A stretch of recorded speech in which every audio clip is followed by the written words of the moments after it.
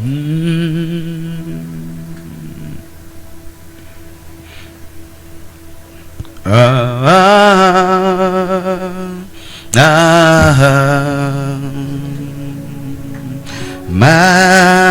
help has come. My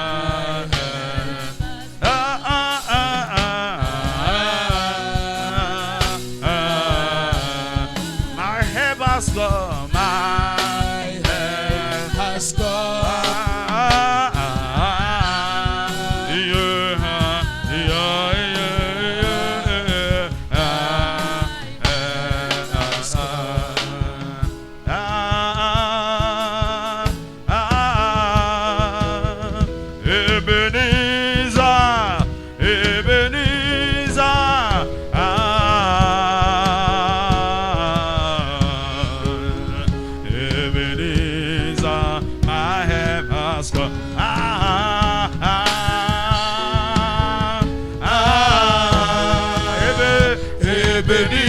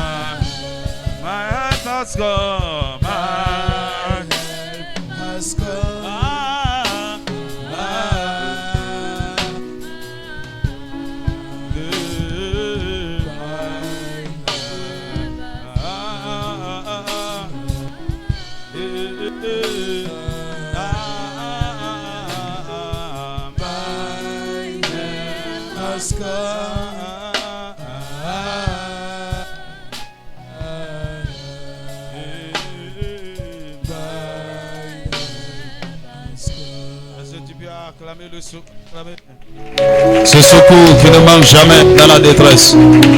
Avant de t'asseoir, ouvre ta Bible avec moi dans Exode chapitre 24. Exode 24, verset 9 à 18. Exode 24. Moïse monta avec Aaron, Nadab et Abihu, et 70 anciens d'Israël. Il vit le Dieu d'Israël. Sous ses pieds, c'était comme un ouvrage de saphir transparent, comme le ciel lui-même dans sa pureté. Il n'étendit point sa main sur l'élite des enfants d'Israël. Ils virent Dieu et ils mangeaient et burent. L'Éternel dit à Moïse, monte vers moi sur la montagne et reste là, je te donnerai des tables de pierre, la loi et les ordonnances que j'ai écrites pour leur instruction. Moi, Moïse se leva avec Josué qui le servait, et Moïse monta sur la montagne de Dieu. Il dit aux anciens, attendez-nous ici jusqu'à ce que nous revenions auprès de vous. Voici Aaron et Hur resteront avec vous. Si quelqu'un a un différend, c'est à eux qu'il s'adressera. Moïse monta sur la montagne et la nuée couvrit la montagne. La gloire de l'Éternel reposa sur le mont Sinaï et la nuée le couvrit pendant 6 jours. Le 7e jour, l'Éternel appela Moïse du milieu de la nuée. L'aspect de la gloire de l'Éternel était comme un feu dévorant sur le sommet de la montagne aux yeux des enfants d'Israël. Moïse entra au milieu de la nuée et il monta sur la montagne.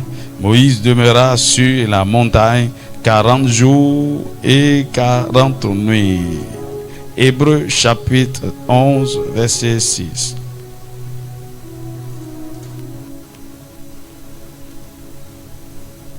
Hébreux chapitre 11 verset 6. Or, sans la foi, il est impossible de lui être agréable, car il faut que celui qui s'approche de Dieu croit que Dieu existe et qu'il est le rémunérateur de ceux qui le cherchent. Amen. Que Dieu bénisse sa parole. Que Dieu bénisse sa parole. Tu peux t'asseoir.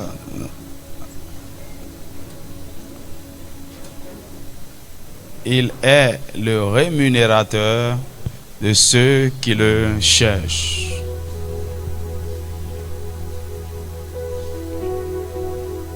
Les récompenses. Cherchez Dieu, les récompenses.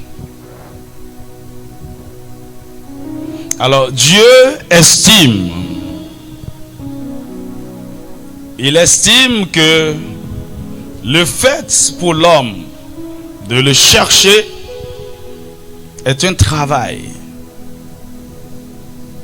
Un travail qui mérite un salaire ou une rémunération.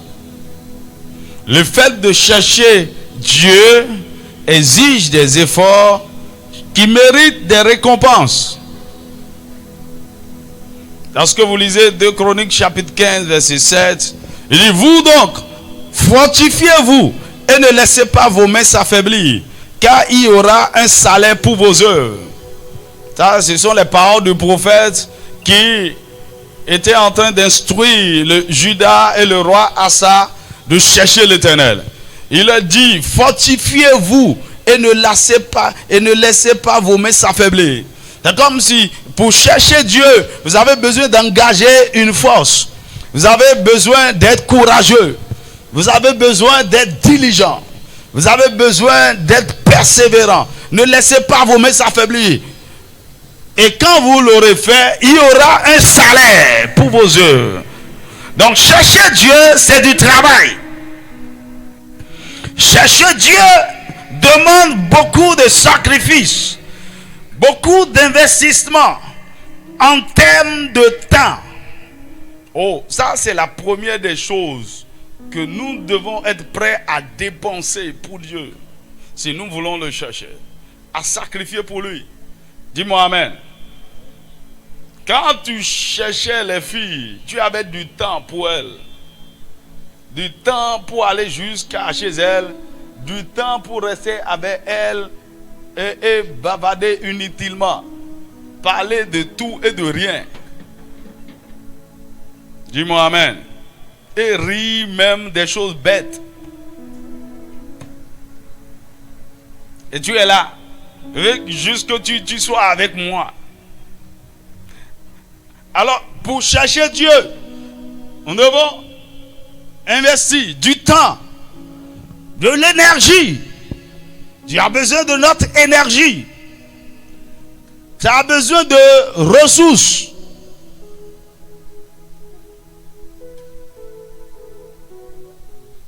En décembre 2010, il m'a dit, je veux te parler à Tangueta. C'est comme, viens me chercher à Tangueta. Alors pour aller à Tangueta, il faut des ressources. Je vous ai donné le témoignage dans la semaine d'un pasteur.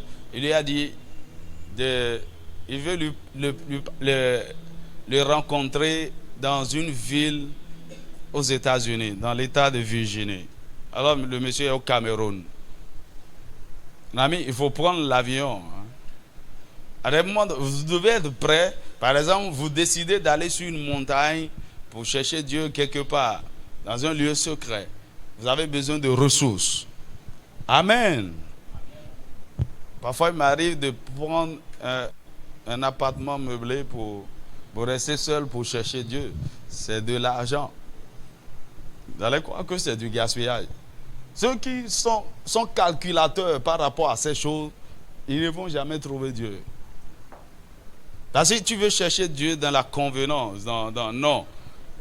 En fait, c'est le sacrifice que vous faites, le déplacement que vous faites, les contraintes que vous vous donnez, les ressources que vous dépensez, c'est ça d'abord qui prouve que vous êtes sérieux. Ça doit vous coûter quelque chose. Donc, on investit du temps, de l'énergie, des ressources, des droits. Le droit, j'ai le droit de manger, mais tu te prives de ça. J'ai le droit de dormir, tu te prives de sommeil.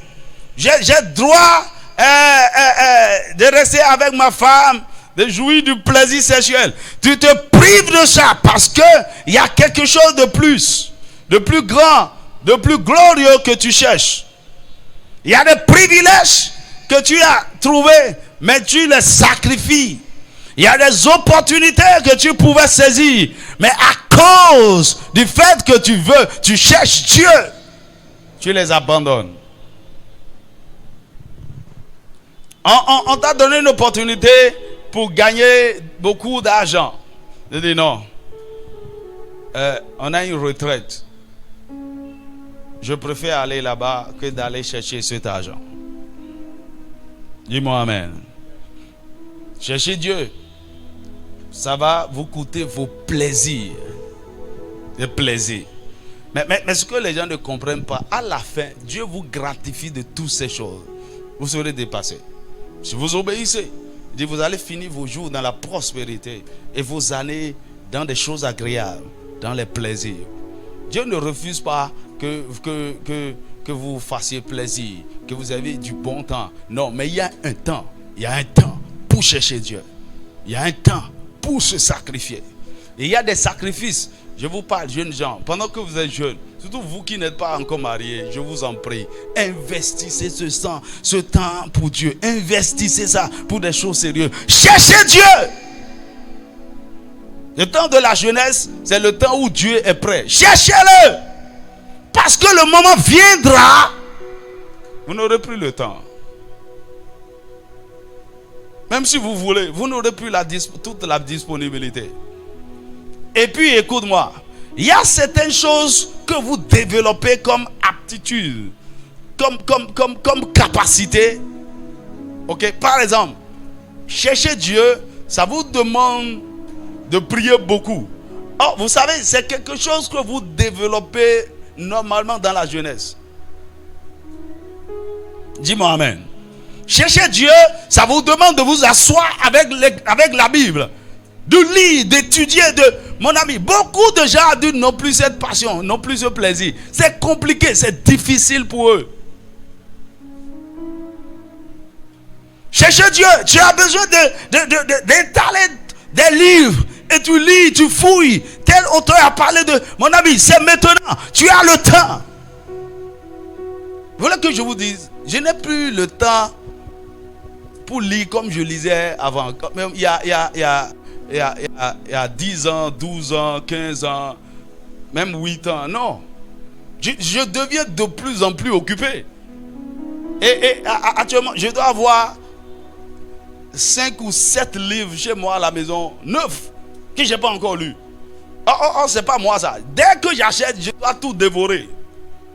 Pourquoi? Le temps n'est plus favorable. Pendant que vous êtes jeune, capitalisez sur certaines choses. Et je vous dis quoi? Chercher Dieu, c'est un investissement. Ça veut dire quoi? Il y a des sacrifices que vous allez faire maintenant pour aujourd'hui et c'est fini. Dieu ne vous demandera plus ça. Est-ce que quelqu'un me suit?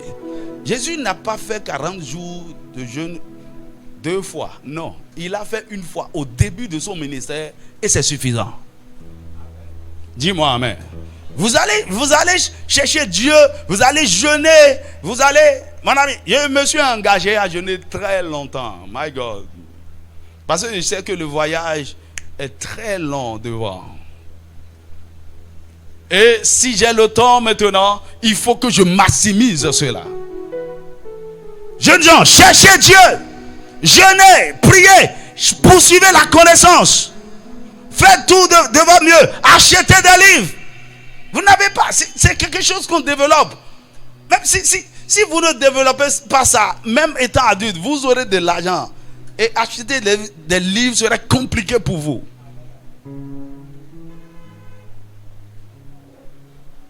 Dis-moi amen. Pourquoi, si quelqu'un veut aller loin, vous devez apprendre à remettre à plus tard certaines gratifications et certains plaisirs. Tu veux jouir de la vie maintenant et avoir tous les plaisirs maintenant. T'amuser maintenant. Aller dans tous les restos maintenant. Aller. Non. Tu dois te priver même si tu as les moyens et tu as les capacités. Dis-moi amen. Qu'est-ce que ça te coûte de ne pas t'asseoir devant la télé et regarder? Qu'est-ce que tu perds en réalité? Cette série que tu veilles pour regarder là, si tu ne veilles pas pour ça, qu'est-ce qui va se passer? Est-ce que tu ne peux pas t'en passer? On veut satisfaire les plaisirs de la chair. Mon ami, chercher Dieu, c'est dans différents domaines, c'est dans différents aspects. On va voir après comment on le fait de façon pratique. Mais tout ce que je veux que tu retiennes aujourd'hui, c'est que Dieu, il regarde tous les sacrifices que nous faisons, d'accord, pour le chercher. Et il ne reste pas indifférent face à tous ces sacrifices.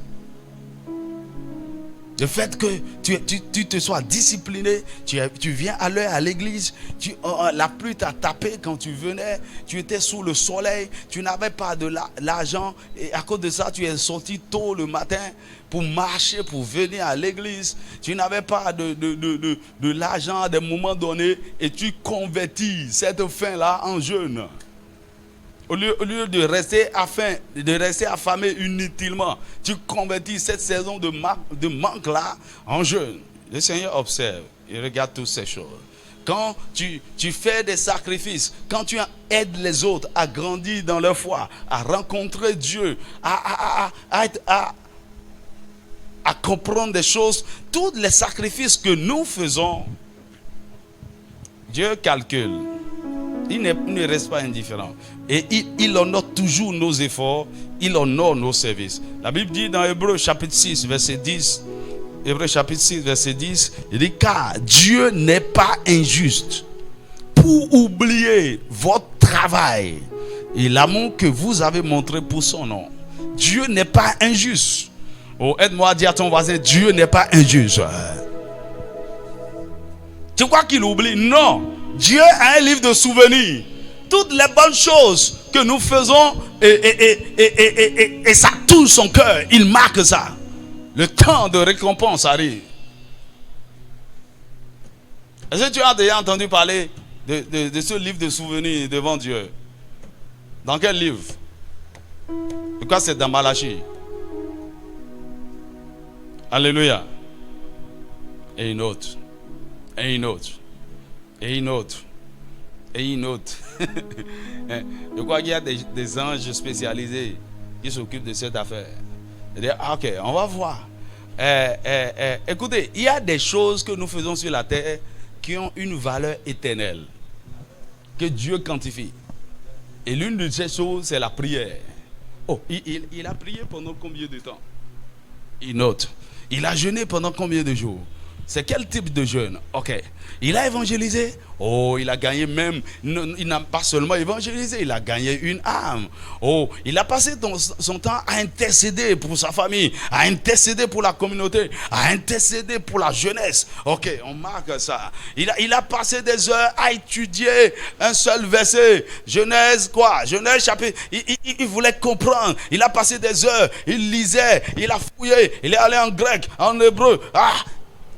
Mon ami, Dieu comptabilise toutes ces choses. Tu es en train de le chercher. Tu veux le connaître. Tu veux comprendre ses voies. Tu veux lui obéir.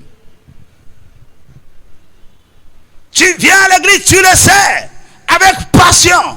Dieu calcule tout ça. Mais il y a des choses dans lesquelles nous nous engageons où nous perdons tout. Écoutez, tout ce que Dieu a dit, si Dieu ne gagne rien dans cette affaire-là, il ne comptabilise pas ça. Dans tout ce que tu fais, qu'est-ce que Dieu gagne? Ou en quoi ça contribue à l'évolution du royaume de Dieu directement ou indirectement?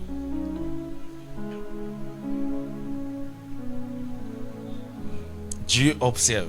Et la Bible dit, il n'est pas injuste. Dieu est trop juste. Il n'oublie pas. C'est pourquoi il honore et il récompense toujours ceux qui le cherchent. Il n'oublie pas votre travail et l'amour que vous avez montré pour son nom. Ayant rendu et rendant encore des services au sein. Mon ami, vous pouvez voir, par exemple, lorsque nous lisons les textes de Exode 24, tout le prix que Moïse a payé. Et ça, c'est une fois ça. Moïse, Dieu lui a dit, avec les anciens, de venir sur la montagne. Ils sont montés quelque part, ok, avec les 70. Et là, ils ont expérimenté quelque chose. La Bible dit, ils ont vu Dieu. Est-ce que c'est réellement Dieu qu'ils ont vu? En tout cas, il y a une manifestation. Ils ont expérimenté quelque chose de surnaturel. Et après, Dieu dit à Moïse, maintenant monte avec Josué. Et ils sont allés un peu plus haut sur la montagne. Et Moïse était là avec Josué. Dieu dit encore à Moïse, monte encore. Vous savez ce que ça veut dire, monter? Qui a déjà grimpé une montagne ici? Hello? Mon ami, c'est pas amusement, hein? Tu sais, les montagnes que Moïse montait. Ah! Une fois, on est allé à Dassa, on a monté 2 montagnes. La première montagne, on a monté, on est allé, on a fait ce qu'on devait faire. On est redescendu. Et puis, on devrait remonter sur une deuxième montagne. Mon ami, arrivé à un moment donné, j'ai démissionné. En fait, j'étais mort. Il était couché sur la montagne quelque part. Il a dit, les gars, avancez seulement. Il faut bien faire. Je ne pouvais plus bien respirer. Je n'étais pas en bonne santé le jour. Pourquoi? Parce que ça demandait surtout la montée là. Et en allant, on nous avait donné des bâtons. On gardait. T'appuies sur ça. Il t'appuie. Et c'est un vieux qui nous conduisait. Il avait l'habitude de monter. Il n'avait pas bâton. Il faisait seulement. Ah! C'est de l'effort, c'est du travail. À un moment donné, vos pieds tremblent. Il dit, Moïse, le vieillard là, monte encore. Il est monté. Il a laissé Josué. Il est resté là. Maintenant, la Bible dit, au sommet de la montagne, il y avait la nuée, la gloire de Dieu. Mais Dieu ne disait rien, Dieu ne se manifestait pas. Moïse est resté là pendant 7 jours. Imaginez le climat au sommet de la montagne. Le vent, la pluie, le soleil, les serpents, les scorpions. Peut-être il ne dormait même pas. Il est resté là 6 jours. À midi. Et c'est le 7e jour, il a entendu. Venant de la nuit, Moïse, voilà. Maintenant, je vais te donner. Vous allez, le texte qu'on nous a lu, quelque part, il lui dit, Moïse, monte sur la montagne et reste avec moi. Ça, c'est chercher Dieu. Il y a des moments où, dans la recherche de Dieu, c'est pas que vous priez. Il veut juste que vous restiez avec lui. Et il veut voir jusqu'à quand vous pouvez endurer, rester avec lui. Il ne vous parle pas, il ne dit rien. Mais vous êtes juste dans sa présence et vous êtes là. 1 jour, 2 jours, 3 jours.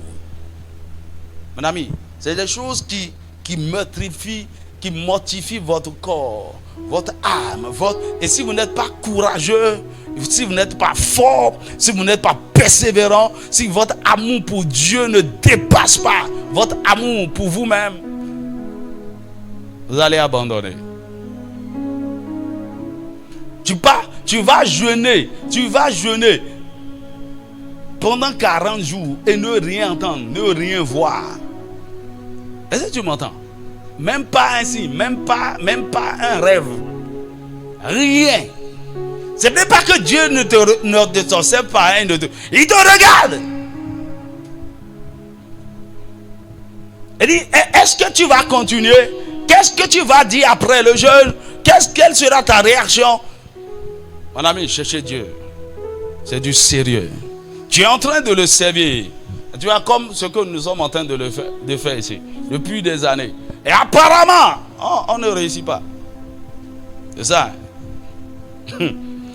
Dieu va t'observer. Est-ce que tu vas continuer à faire la même chose encore et encore, à persévérer, à avoir les mêmes confessions, à toujours être positif, à toujours croire en ses promesses, à toujours garder la foi, à toujours commencer continuer par nourrir positivement les gens, toujours commencer par dire il est fidèle. Quand bien même tu es malade, souffrant, tu continues de proclamer Dieu est fidèle, Dieu guérit. Et il t'utilise même pour guérir d'autres. Toi-même tu es malade, tu peux continuer à poursuivre son cœur. Voilà. Quand tu fais ça, la Bible dit il n'oublie pas. Il y a un temps de récompense. Dis-moi amen. Et chacun d'entre nous, Dieu ne nous traite pas de la même manière. C'est pourquoi nous n'avons pas les mêmes saisons de récompense, les mêmes saisons de visitation. Mais il viendra certainement. Dis-moi amen. Alors Moïse a fait des sacrifices énormes. Et c'est pourquoi cet homme est devenu un homme exceptionnel. Il voyait Dieu face à face. Il entendait Dieu. Dieu faisait des choses étranges à travers lui. Alléluia. C'est quoi? C'est ici, il y a la musique.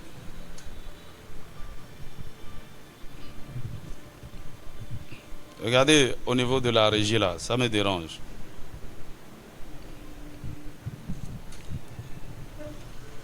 Dis-moi amen.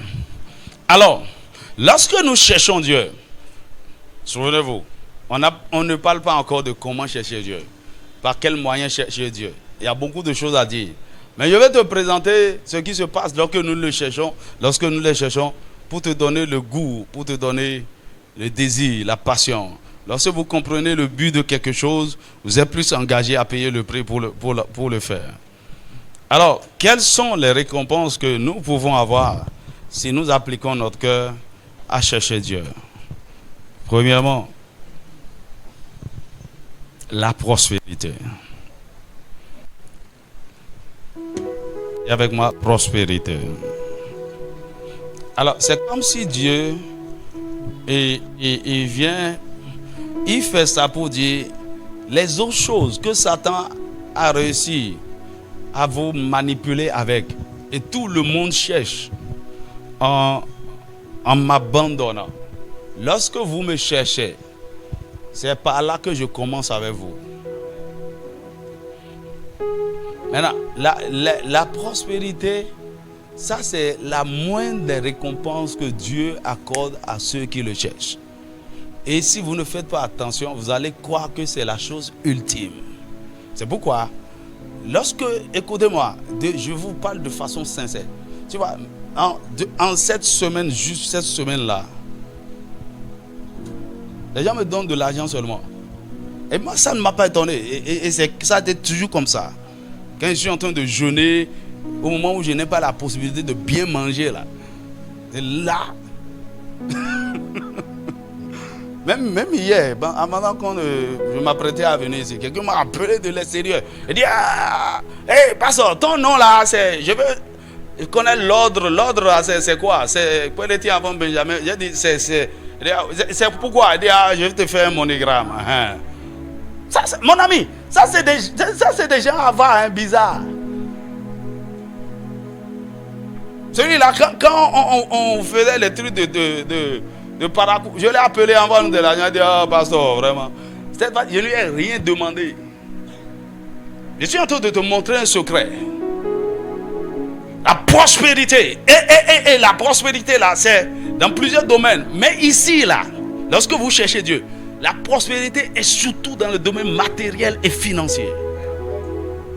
Ça vient comme ça. Parce que, et si vous le cherchez, je ne parle pas de ceux qui font la grève de faim. Je ne parle pas de... Écoutez, si vous voulez chercher Dieu là, ce n'est pas que vous n'êtes pas en train de le faire à cause de l'argent. Parce que vous avez des dettes. Parce que vous avez un problème financier. Non. Si c'est à cause de ça, vous êtes passé à côté. Parce que quand je veux expliquer bien les choses. Parce que quelqu'un est en train de dire, parce qu'il est en train de mentir. Moi, je n'ai rien vu. Mon ami, quelle est la motivation? On ne va pas chercher l'argent. Tu es en train de gêner parce que tu as des dettes. Parce que mon ami, on ne fait pas ça. On jeûne, on est en train de jeûner, chercher Dieu parce qu'on aime Dieu. On veut être avec lui. On cherche son cœur. On veut communier. On n'a pas le temps pour le plaisir. Quand Dieu voit ce cœur, la première des choses, ça commence par là. Ça peut ne pas être de grandes choses, mais ça vient de toute manière. Dis-moi amen. Maintenant, si tu crois que c'est la chose la plus importante qu'on a lorsqu'on cherche Dieu, et beaucoup de gens, ils s'arrêtent là. Ils commencent par jeûner. Quand Dieu ouvre une porte, ils disent Alléluia. Bon, maintenant, c'est bon. Il n'y a plus de jeûne, il n'y a plus de... Non, mon ami, tu es en train de faire comment on appelle ça? Tu n'es pas sérieux avec Dieu. Et quand il voit ton cœur comme ça, il ne va plus t'accorder. Donc quand vous cherchez Dieu,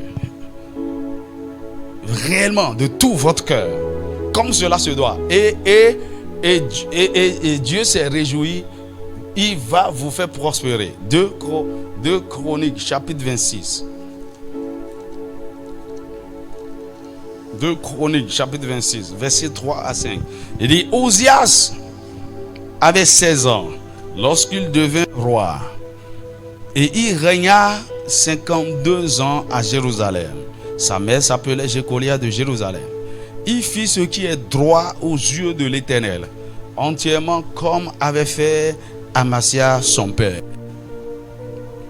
Il s'appliqua à rechercher Dieu pendant la vie de Zacharie, qui avait l'intelligence des visions de Dieu. Et dans le temps où il rechercha l'Éternel, Dieu le fit prospérer. Souvenez-vous, c'est lui qui donne.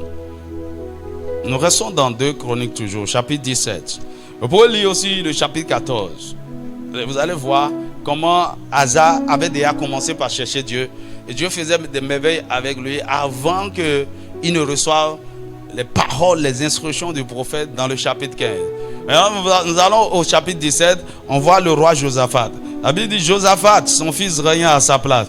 Il se fortifia contre Israël. Il mit des troupes. Lisons à partir du verset 3, c'est mieux. Il dit, l'Éternel fut avec Josaphat parce qu'il marcha dans les premières voies de David son père. Alors qu'est-ce qui caractérisait David? David cherchait l'Éternel. Josaphat faisait de même. Il dit, et qu'il ne rechercha point les Baals, car il eut recours au Dieu de son père. C'est lui seul qui l'a comme recours, comme secours. Il dit, et il suivit ses commandements sans imiter ce que faisait Israël. L'Éternel affermit la royauté entre les mains de Josaphat, à qui tout Juda apportait des présent et qui eut en abondance des richesses et la gloire. Au temps lorsque vous cherchez Dieu, la prospérité matérielle et financière, ça vient comme une faveur financière. Les choses, les gens vous donnent, les gens vous gratifient ceci.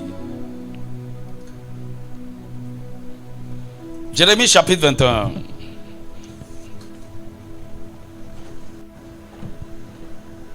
Pardon, chapitre 10, verset 21. Il dit, les bergers ont été stupides. Ils n'ont pas cherché l'Éternel. C'est pour cela qu'ils n'ont point prospéré. Les bergers. Tu vois, il y a des années, le Seigneur m'a donné ce verset. En réalité, ça c'est pour les bergers, c'est pour les pasteurs. Il dit, mais ça s'applique à tout le monde. Le berger ici, il faut considérer ça comme le leader, celui qui conduit. Ils ont été stupides. Ils n'ont pas cherché l'Éternel. C'est pour cela qu'ils n'ont point prospéré. Et que tout leur troupeau se disperse. Alors pour prospérer en tant que berger, en tant que leader, chercher Dieu. Ne pas le faire, c'est être stupide.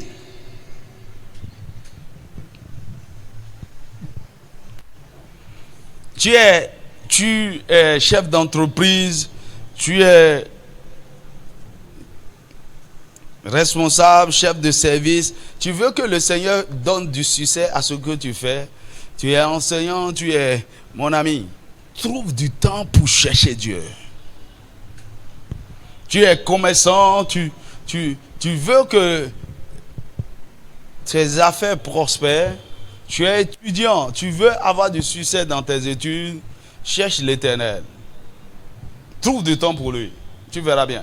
Beaucoup de gens ne comprennent pas la chose. Ils croient que, surtout certains élèves et étudiants font le truc. J'ai pas le temps. Je dois étudier. On ne te demande pas de ne pas étudier. Dans tout ça, là, trouve du temps pour Dieu.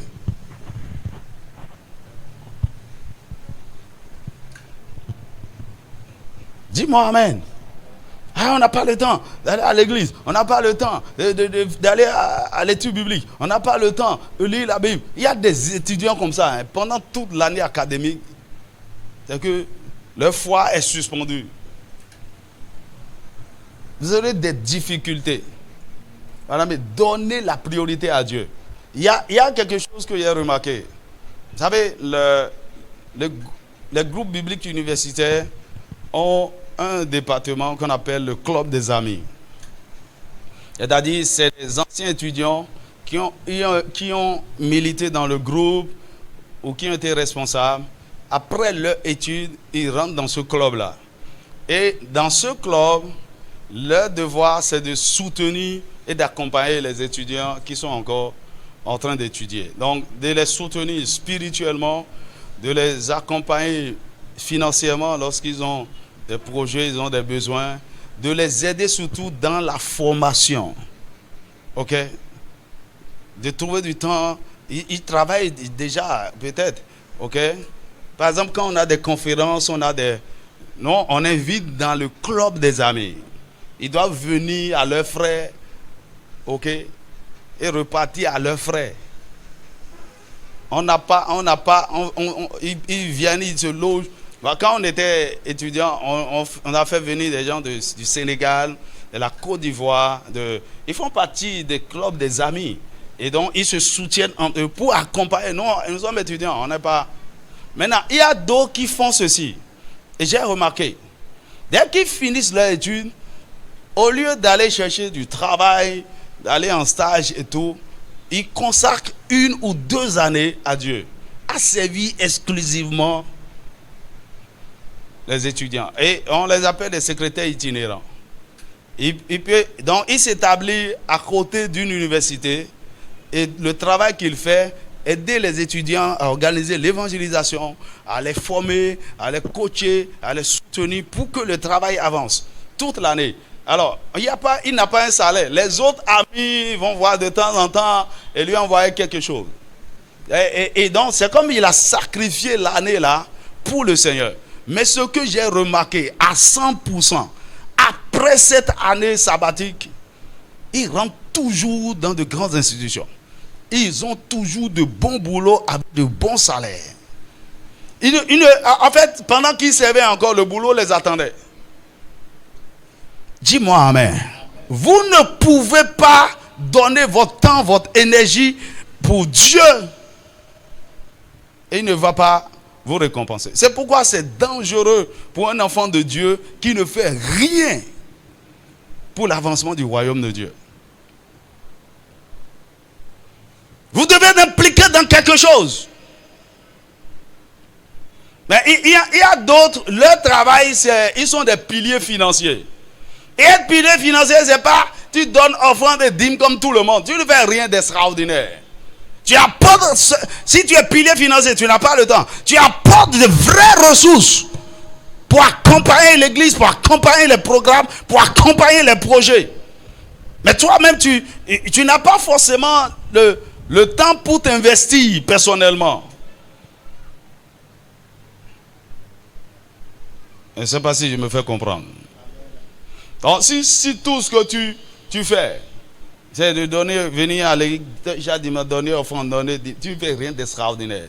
En plus de ça, on doit voir en quoi tu es engagé dans l'avancement du royaume de Dieu. Alors Dieu est aussi engagé à te faire prospérer. Dis-moi amen. Ce truc dont je te parle, ça ne manque pas. Je l'ai vécu, j'ai vu les gens qui ont fonctionné comme ça. Ça dit Dieu est fidèle par rapport à ça.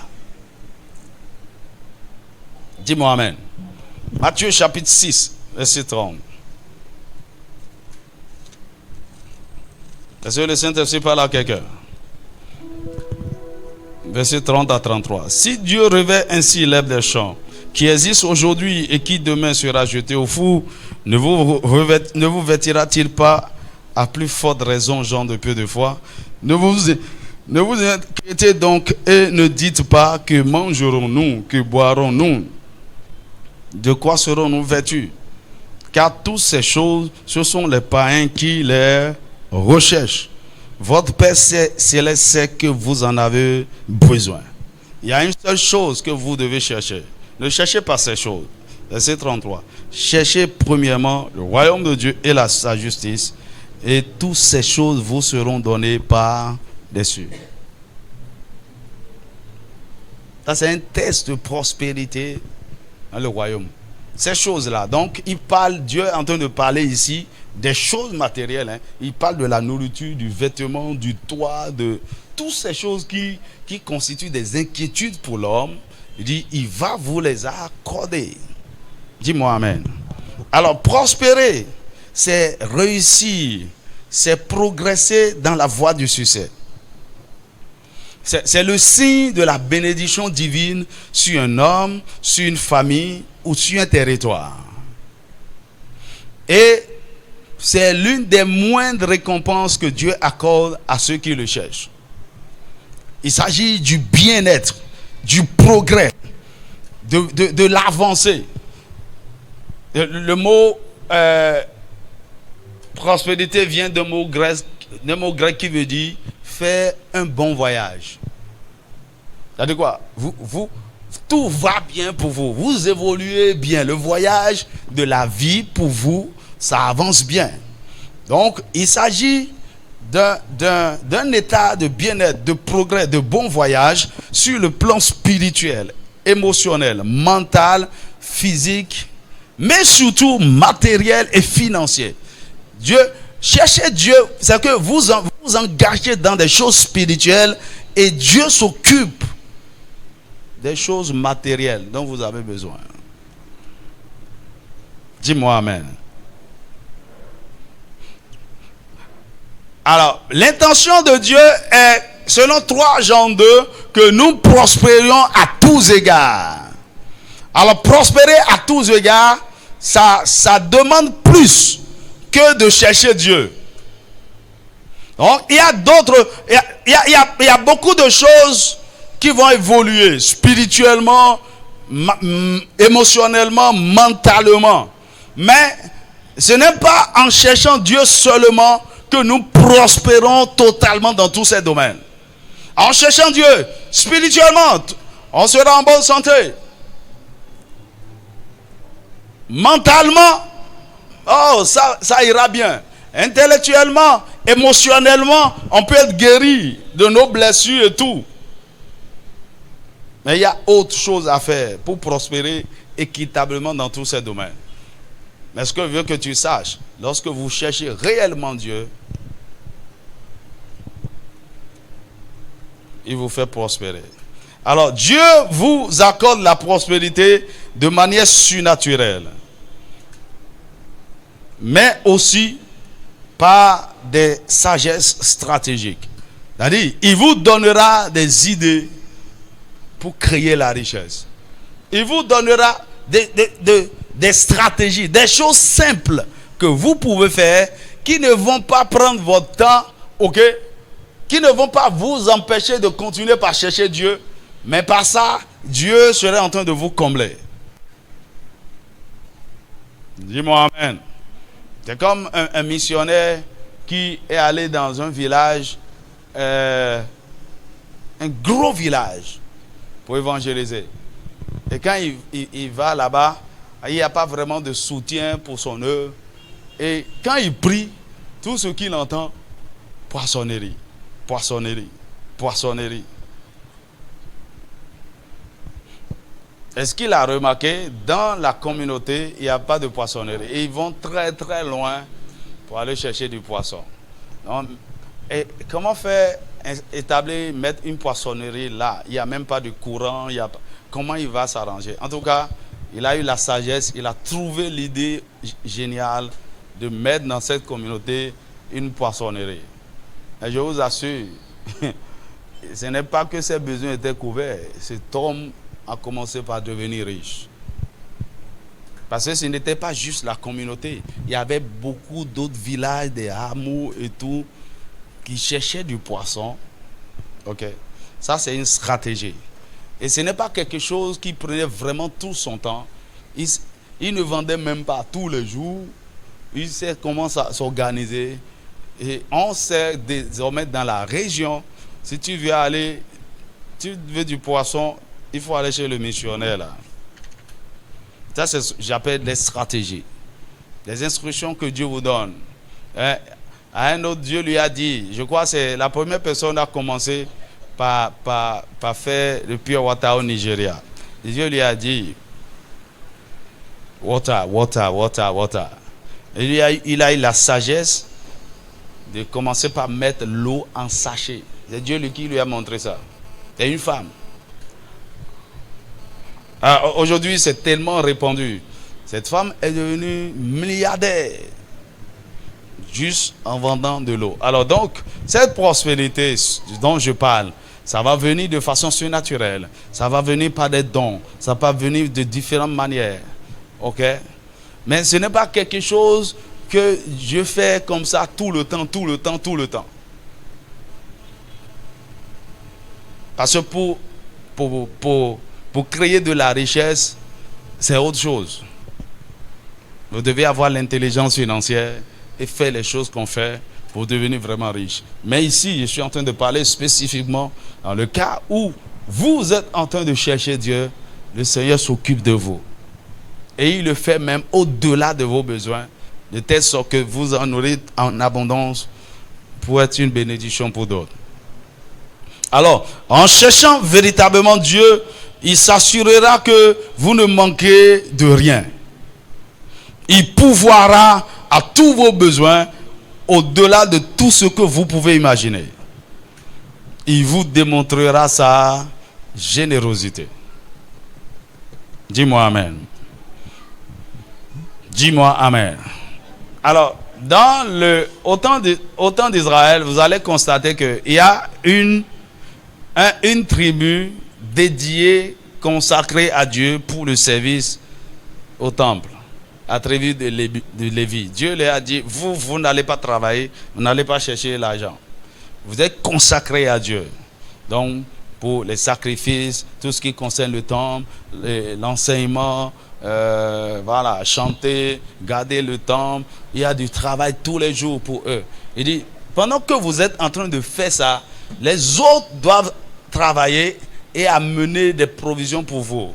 En termes de dîmes, en termes de sacrifices de ceci, en termes de cela. Dis-moi amen. Vous êtes en train de chercher Dieu, mais il y a d'autres qui ont été mandatés pour prendre soin de vous. Mais aujourd'hui, ce ne sont plus autant d'Israël. Tout le monde est sacrificateur. Tout le monde est censé se consacrer. Tout le monde est censé chercher Dieu. Mais au même moment, pendant que vous êtes en train de le faire, le Seigneur touche, il suscite d'autres personnes pour prendre soin de vous. Le Seigneur vous démontrera sa générosité. Alors, même si la prospérité ne vient pas au début du processus, elle vous accompagnera à un moment donné. Le Seigneur va tester votre fidélité, votre ténacité, votre sérieux pendant un temps. Et quand il voit que vous êtes vraiment tenace, il va commencer par vous honorer. Dis-moi un vrai amen. Lorsque vous cherchez Dieu de tout votre cœur et de toute votre âme, il fait prospérer l'œuvre de vos mains et votre vocation.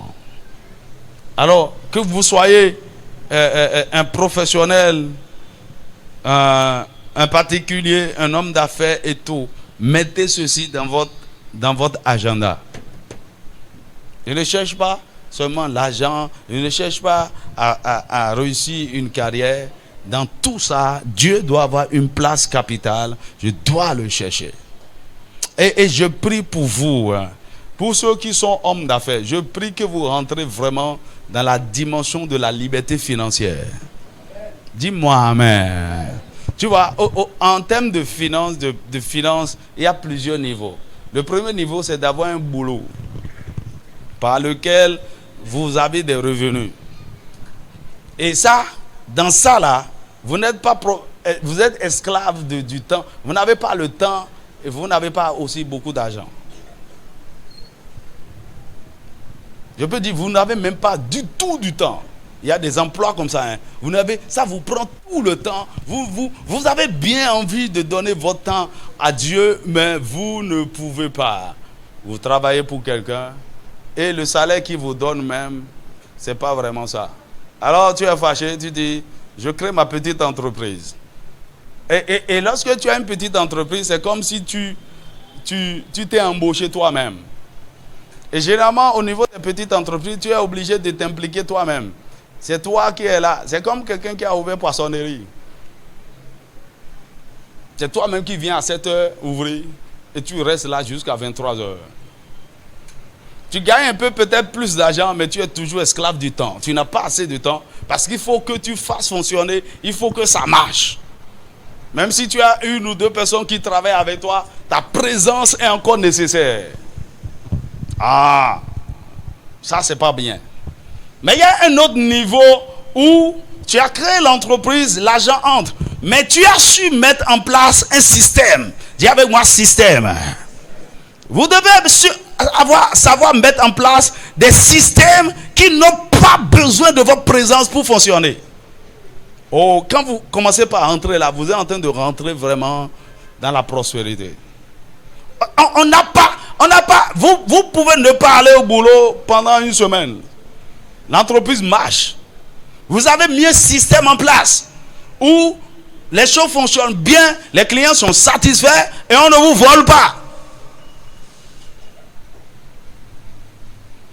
La raison pour laquelle les gens sont là tout le temps, c'est surtout à cause de l'argent.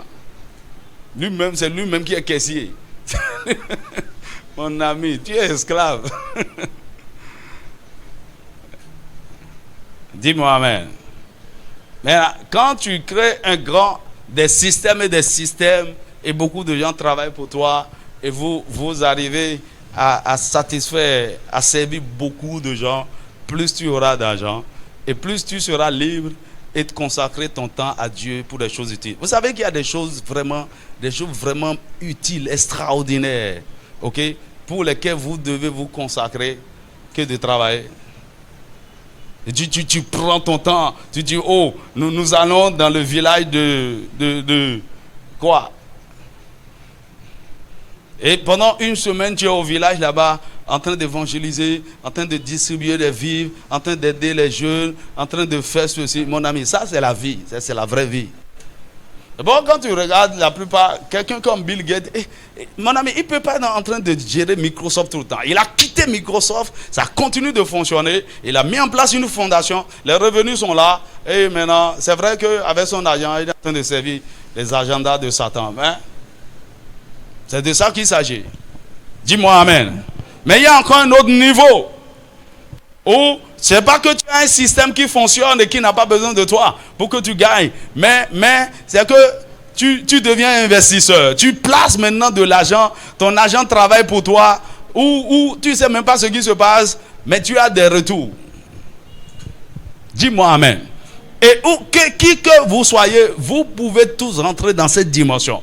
Il suffit d'avoir la connaissance et l'information. Tu peux commencer comme salarié. Il faut savoir il y a plus. Que tu peux même commencer par faire des investissements avec ton petit salaire. Le seul problème, on n'a pas la connaissance. Peut-être bientôt, on va tenir certaines classes sur les finances. Mais pour l'instant, cherchons Dieu. Il y a ton voisin, cherchons Dieu. Alors, là, le premier bénéfice est, ou bien la première récompense est la prospérité. La deuxième récompense est des rencontres ou des visitations divines. Des rencontres ou des visitations divines. Dans Exode chapitre 24, versets 9 à 11, alors que Moïse et les 110 anciens étaient partis au niveau de la montagne, ils ont expérimenté quelque chose. La Bible dit, il vit le Dieu d'Israël. Ils ont fait une expérience surnaturelle. Dis avec moi, expérience surnaturelle.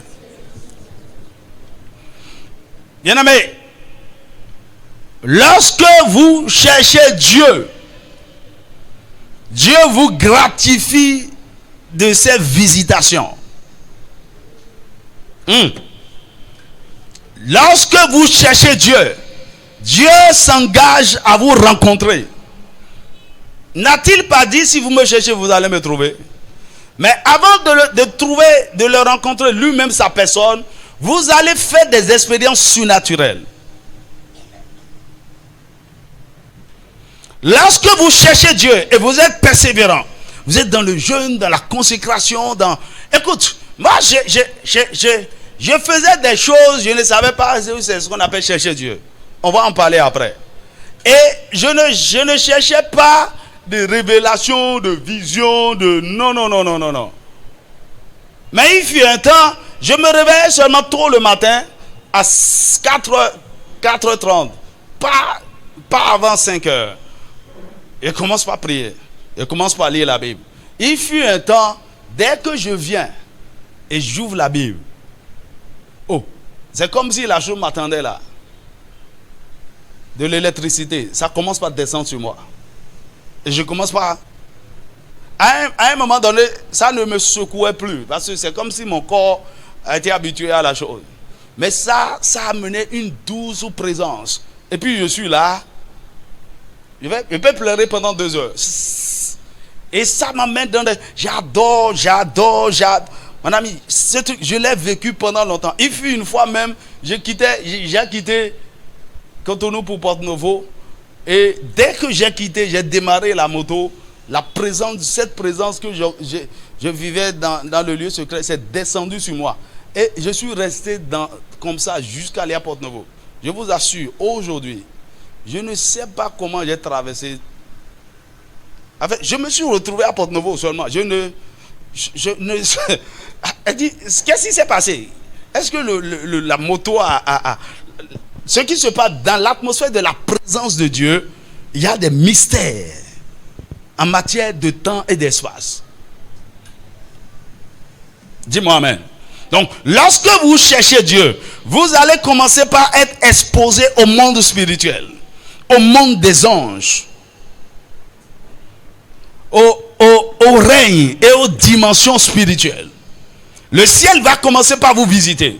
Parce que lorsque vous cherchez Dieu, surtout lorsque vous avez un endroit particulier où vous venez chaque fois à la même heure, de façon régulière, pour prier, pour méditer la Bible, même si c'est dans la position assise, vous êtes en train de bâtir un hôtel. Et bientôt, vous allez commencer par avoir des visitations au niveau de cet hôtel. Les anges vont commencer une présence. En fait, le truc est fait de telle manière que quiconque vient chez moi à l'époque là, il sent qu'il y a quelque chose dans le salon là. Il y a une présence. Et je pouvais rester enfermé là pendant des jours et des jours sans sortir.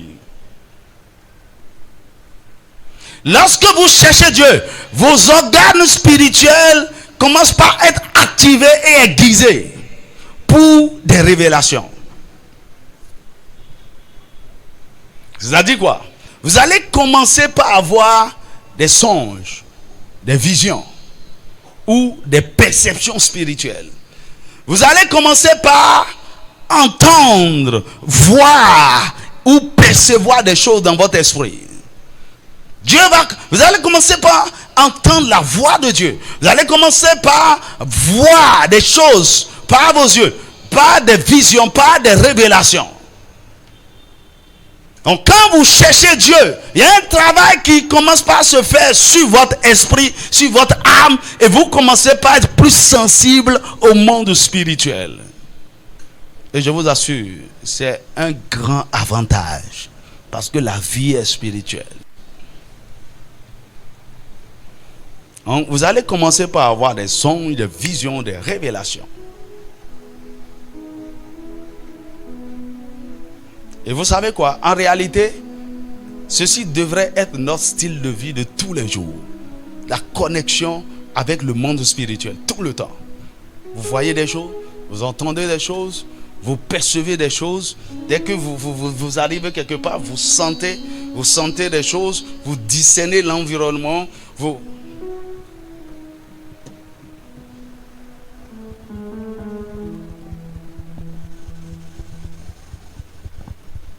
Dis-moi amen.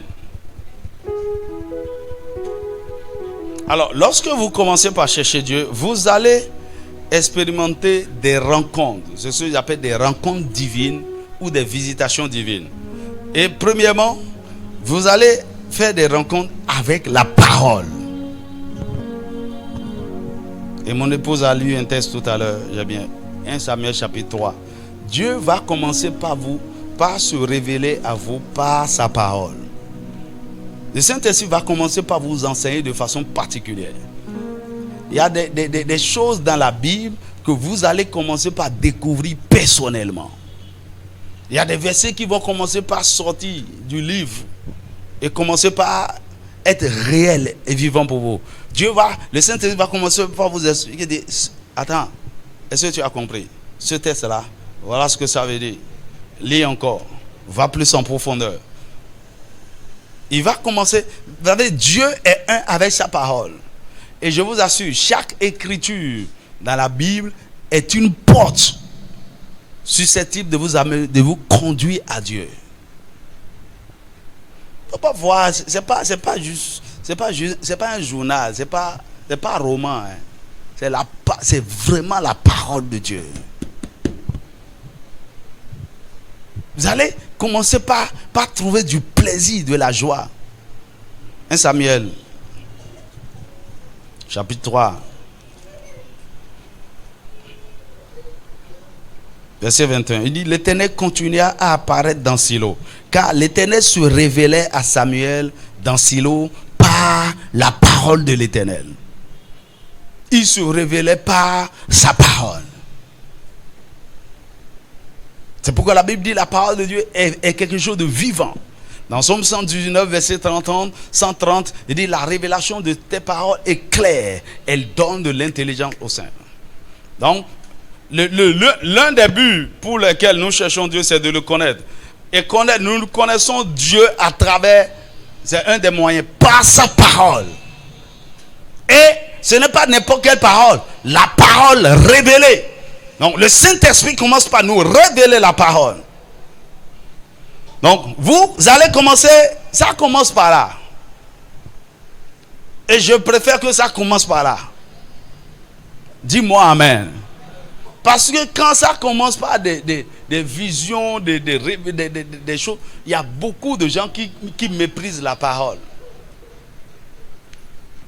J'ai des amis comme ça. Ils n'aiment pas la Bible. À s'asseoir, à étudier la Bible. Non.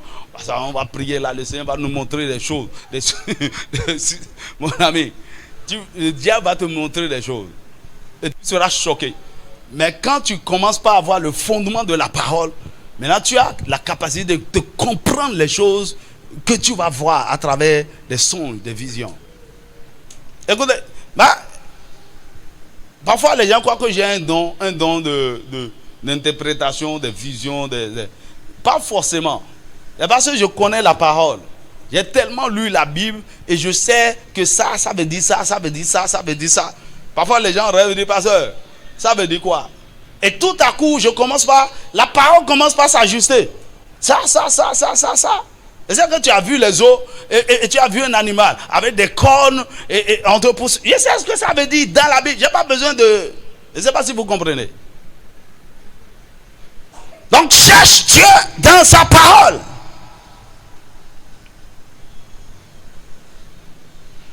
Et donc, vous allez commencer par avoir des rencontres. Premièrement, avec la parole. Deuxièmement, avec le Saint-Esprit. Et la rencontre avec le Saint-Esprit, c'est d'abord le baptême du Saint-Esprit. Et les autres expériences de remplissage. Comme ce que dont je vous ai parlé. Ce truc, ça a fait pratiquement 2 ans. Et mon ami, j'aimais trop rester seul dans ce que je vivais là. Dès que je viens là, et je commence par prier. Oh, la présence de Dieu est là. De l'électricité. Je vis des moments. Le Saint-Esprit. Ça, c'est le Saint-Esprit. Sa présence. Mais la première rencontre que chacun doit désirer, c'est d'abord le baptême du Saint-Esprit. Vous êtes baptisé. Baptisé de l'esprit et de feu. Et commencez par parler en langue. Alors dans le surnaturel, vous allez commencer aussi par avoir des rencontres avec des anges. Des rencontres avec des anges. Dans Actes chapitre 8, versets 26 à 29, nous avons vu comment un ange a apparu à Philippe pour lui donner des instructions.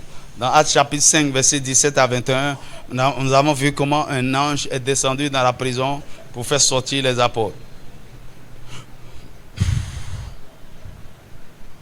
Vous allez commencer par...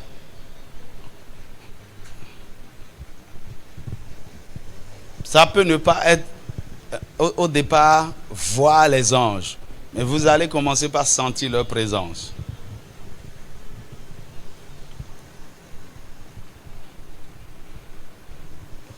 Alors vous aurez des rencontres, si vous persévérez, vous allez loin, avec d'autres créatures célestes. Vous savez, dans le monde spirituel, il n'y a pas que des anges.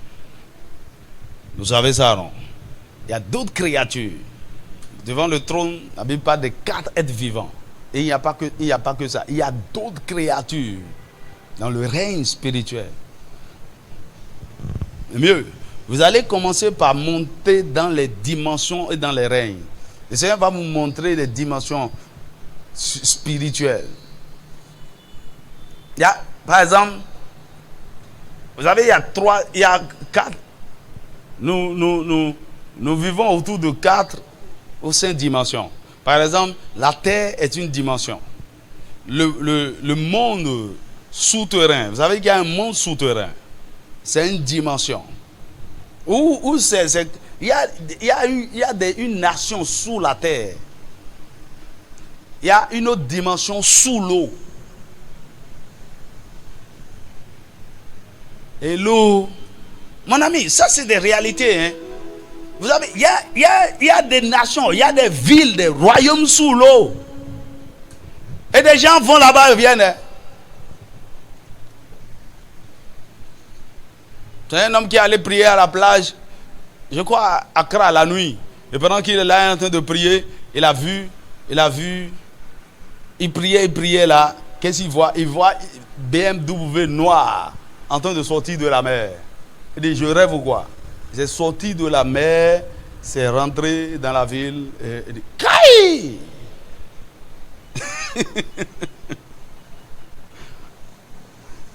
Mon ami, dans la recherche de Dieu, vous avez la capacité de voyager à travers ce monde.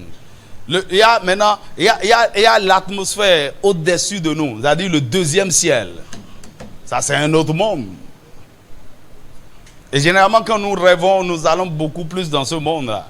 C'est là où on te pouchasse, c'est le monde psychique, le monde des rêves. Dis-moi, ça c'est une dimension. Il y a une autre dimension, la dimension du trône de Dieu.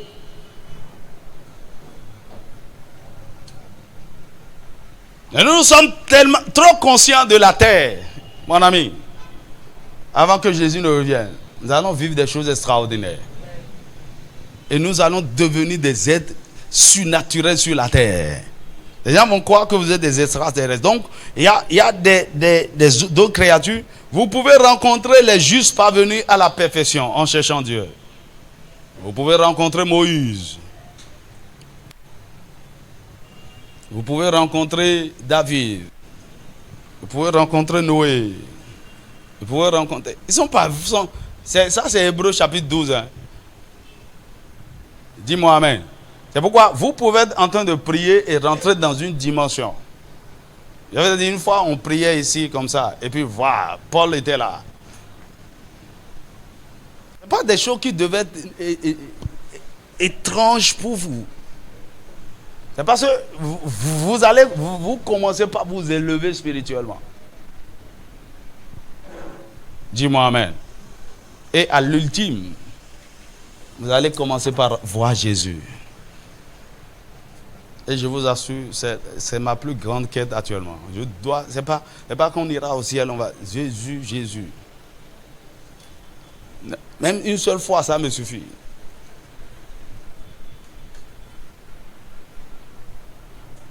Lorsque vous le cherchez, et ça c'est la plus grande bénédiction. Il ne s'agit pas d'entendre sa voix, il ne s'agit pas de le contempler par la perception, il ne s'agit pas mais il s'agit de le voir face à face et même de le toucher. Dis à ton voisin, c'est possible. Alors vous allez commencer par expérimenter des ascensions surnaturelles dans les dimensions et dans les règnes de l'esprit en cherchant Dieu. Et c'est justement là où les sorciers, les occultistes opèrent et nous contrôlent. Une fois, j'ai un ami pasteur qui priait. Il dit, pendant qu'il priait, il est sorti de son corps. Et il s'est retrouvé au deuxième ciel. Et quand il s'est retrouvé, il dit, ce jour-là, il y avait une grande réunion dans le monde spirituel au Bénin. Et ils étaient en train de programmer quelque chose dans la lune cette nuit-là. Donc, il y avait des gens, il y avait un représentant de l'islam, un représentant des cultes endogènes, c'était un béninois, un représentant de l'église catholique, des francs-maçons, et puis ils étaient dans cette dimension-là pour faire la programmation, et il s'est retrouvé là. Et le Seigneur lui dit, ils étaient tous comme ça, en train de puiser de l'énergie de la lune et de programmer des choses. Et le Seigneur lui dit, toi-même fais ta main comme ça et envoie la lumière. Il dit, il a vu la chose et puis il est revenu. Il dit, c'est quoi ça? Mon ami, c'est des choses, des réalités, nous devons vivre continuellement. Pourquoi? Il programme les choses dans la lune, il programme les choses, il change l'économie, il change les lois, les choses commencent pas à se passer. Mon ami, ça se passe dans le deuxième ciel. Oh, écoute-moi, bientôt tu vas commencer par voyager. Et tu diras, la nuit dernière j'étais au deuxième ciel. Il y a eu un combat terrible. Mon ami, on monte dans cette dimension lorsque nous cherchons Dieu. Et chercher Dieu, ce n'est pas ce que nous avons eu à faire là. Hein. Avant, on ne cherchait pas vraiment Dieu. On cherchait Dieu pour des choses inutiles. Jeûner 3 jours. Tu fais 3 jours à sec. Cherchez Dieu, mon ami. C'est au-delà de jeûner. Le Seigneur va nous aider. Alors, le but de ces rencontres divines est, je finis par là, de nous donner des révélations qui vont nous aider à connaître Dieu et ses voies. À connaître Dieu et ses voies et à comprendre les mystères du royaume. Mon ami, le monde est rempli de mystères. Le royaume de Dieu est un royaume de mystères. La terre est mystérieuse. Notre existence sur la terre est mystérieuse. Et nous devons chercher à percer ces mystères. Jésus a dit, il vous a été donné de connaître les mystères du royaume. Un enfant de Dieu, à un point, tu dois devenir mystérieux. Tu fais des choses, on dit, comment?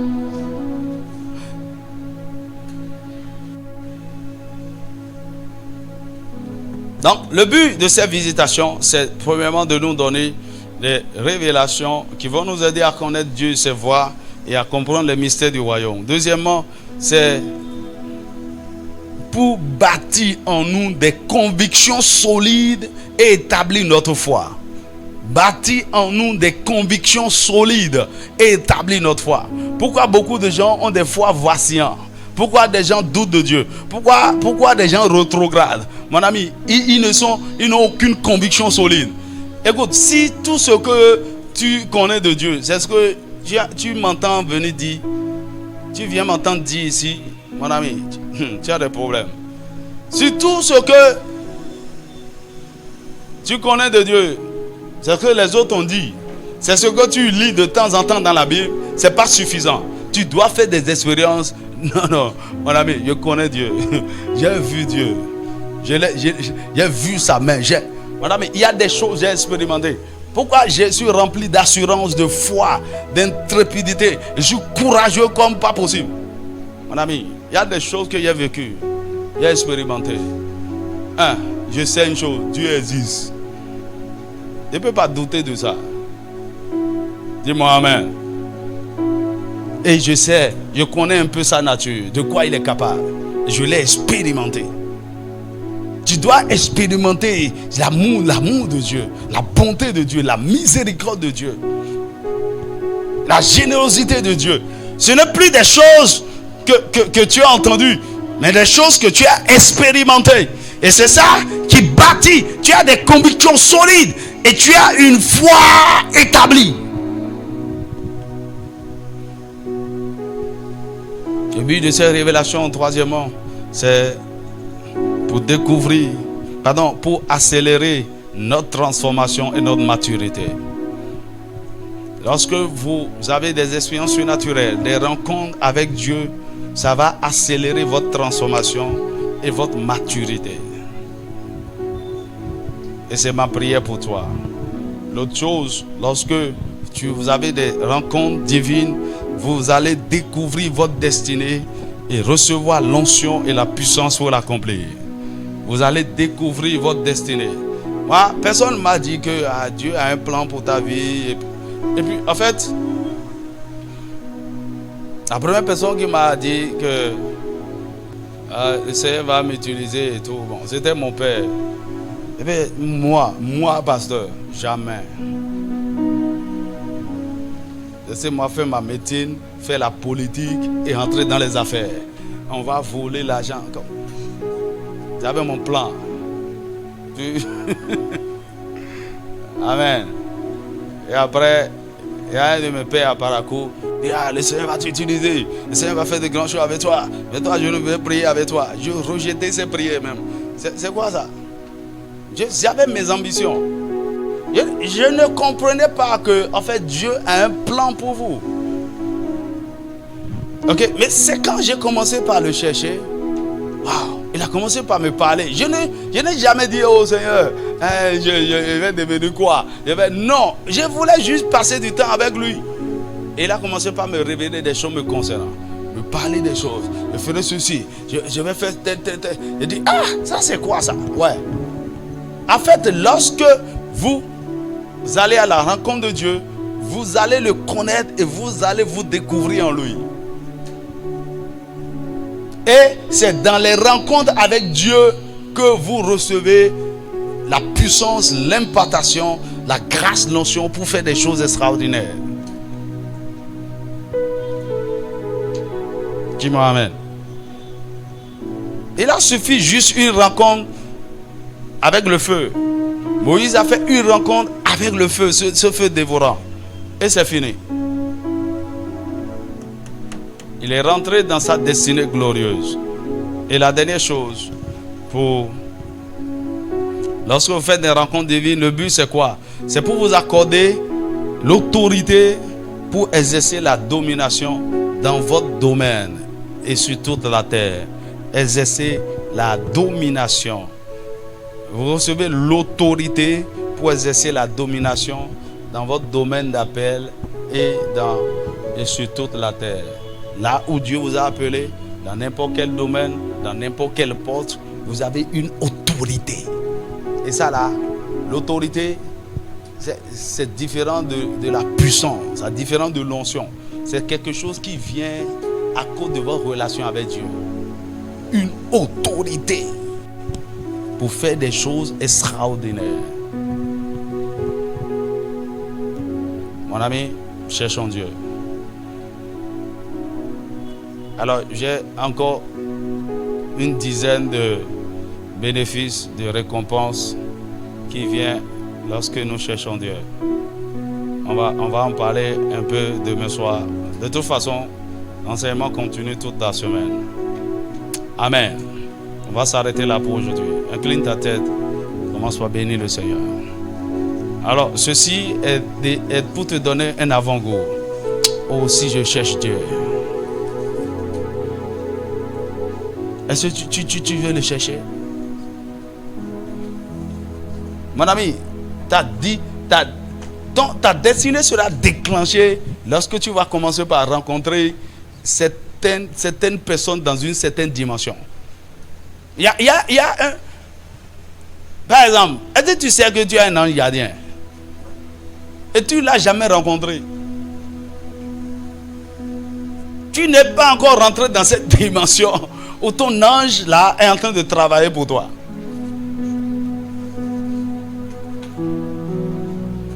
Mon ami, cherchons Dieu. Il y a des trésors, des choses qui nous concernent, qui sont cachés en Dieu, qui sont dans les profondeurs. Il y a des mystères que Dieu te veut. Il y a quelqu'un qui m'a envoyé un message. La prospérité, la création de richesse et le son. Il dit, quel son? Il dit, oh mon frère, je priais, le Seigneur m'a amené dans une dimension, il m'a montré ça. Il m'a dit, la création de richesse par le son et les couleurs. Hein? C'est une soeur à moi. Tu allais trouver ça où? Je priais seulement et je suis rentré là-bas. Il y a des choses que Dieu veut te montrer. Des secrets. Tu es en train de gémir. Oh, vraiment, pourquoi mes affaires? Pourquoi ma vie? Je fais des efforts. Mon ami, tu ne fais pas encore la bonne chose. Il y a des choses que Dieu veut te montrer. Il y a des secrets, il y a des stratégies. Il y a une puissance, il y a une grâce que tu n'as pas encore rencontrée. Ne reste pas là, mon ami. Mon ami, ma prière est que tu deviennes même plus spirituel que moi. Par exemple, il y a des expériences que vous n'allez jamais faire si vous ne priez pas pendant les heures de la nuit. Il y a certaines rencontres. Il y a certains anges qui ne vont jamais rentrer dans votre dimension si il y a des moments où vous ne priez pas entre 0 et 3 heures.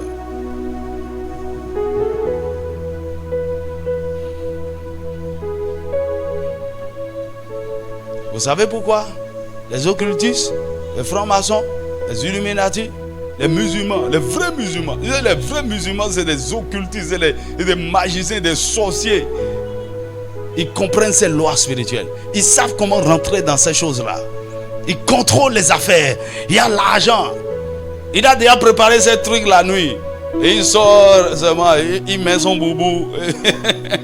Là, il y a tout géré. Les clients vont venir. C'est déjà préparé. Mon ami, la vie est spirituelle. Réveillez-vous. Chrétien, alléluia, amen. Jésus est bon. Mon ami, il faut arrêter ça.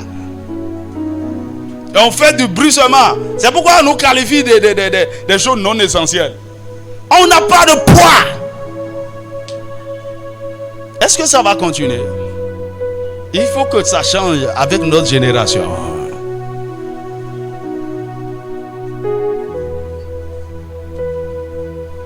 Les chrétiens qui ont peur de dire la vérité. Hey, attendez, vous allez voir.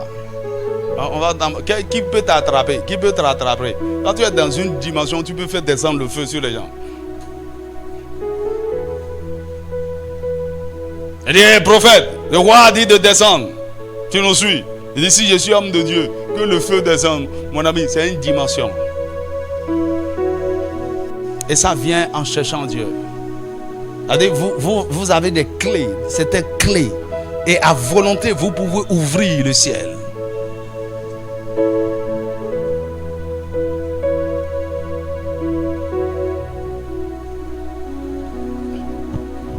Oh, dis Seigneur,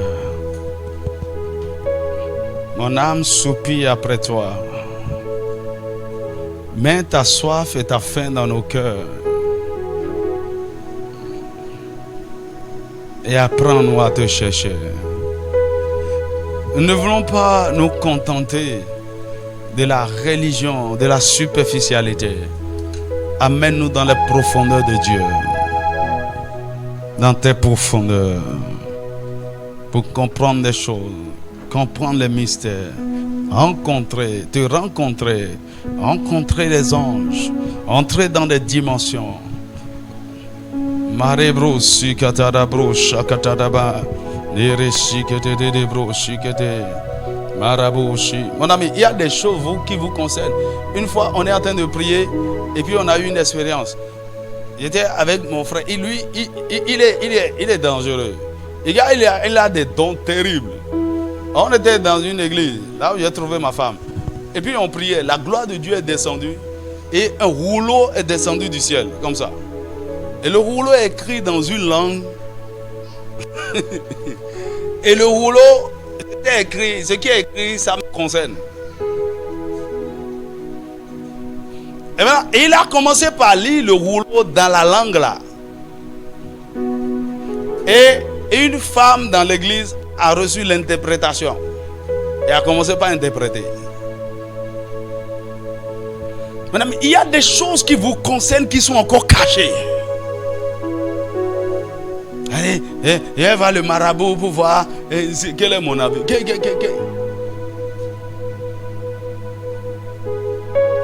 Pour voir si... Je vous dis la vérité. Chrétiens, évangéliques, nous sommes tellement restés... On n'a même pas effleuré la surface des réalités spirituelles. Gloire au Seigneur Jésus. Il va te délivrer des sorciers. Quand tu vas mourir, tu iras au ciel. Mais en attendant, là sur la terre, là, nous sommes les plus ignorants. Les plus. Mon ami, ça va changer. Ça va changer. Il faut prendre l'engagement de devenir un mystère. Dis-moi amen. Bientôt, beaucoup d'entre vous, vos yeux vont s'ouvrir. Vos yeux spirituels vont s'ouvrir. Vous allez commencer par voir, discerner les choses, savoir qui est qui. Dis-moi un vrai amen. Jésus savait qui est qui. Il connaissait les hommes et il ne se fiait à personne. Et regarde, voici quelqu'un qui est en train de planifier ta mort, qui est devant toi, qui est en train de rire et tu ne sais pas.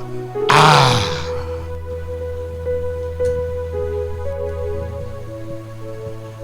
Oh Seigneur, fais de nous des êtres mystérieux, des hommes spirituels, des hommes spirituels, des hommes spirituels. Délivrés, libérés totalement de la chair. Libérés de nos émotions. Libérés.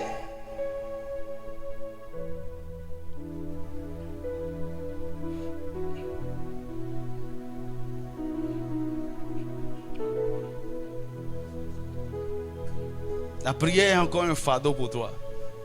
Prier 2 heures, 3 heures. Oh. Je vous parle, jeunes gens ici. Il y a les technologies dans le ciel que Dieu veut que vous téléchargez. Et c'est en priant, en le cherchant. Vous allez rencontrer des choses. Vous allez rencontrer des anges qui vont vous enseigner des formules. Voici, voici, voici, voici. Voici, voici, voici.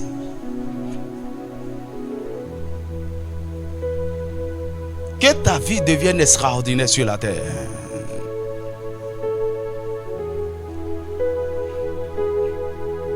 Musicien, est-ce que tu sais qu'il y a des gens de mélodie on n'a pas sur la terre? En réalité, un chanteur ne doit pas composer des chants. Tu dois télécharger des chants.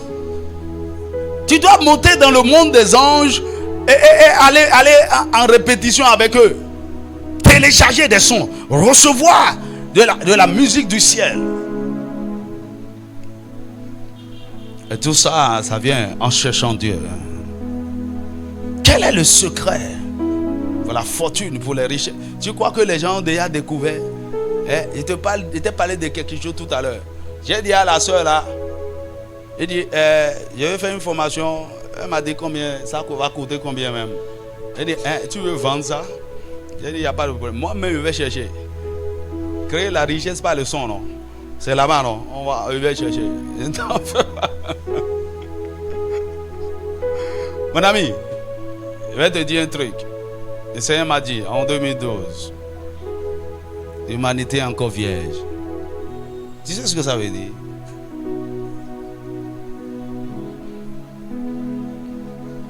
Dieu, il faut que le fils de Dieu commence par monter. Nous sommes trop restés longtemps conscients de notre chair et de nos besoins physiques. C'est-à-dire, faut pas t'inquiéter pour ces choses.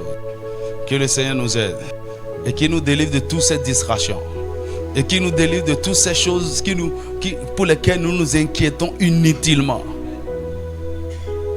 Écoute, tu ne peux pas chercher Dieu si tu conduis de t'inquiéter pour la nourriture, le manger, c'est ça là qui fait courir les gens. Il n'a pas le temps. Parce que je vais manger, non, on comprend. Mais mon ami, est-ce que tu peux faire l'effort d'oublier ça un peu? C'est-à-dire, on a été programmé par ça. Nous, j'ai dit quoi? On n'a pas été créé pour chercher l'argent. Nous avons été créés pour chercher Dieu. Et l'argent va nous suivre.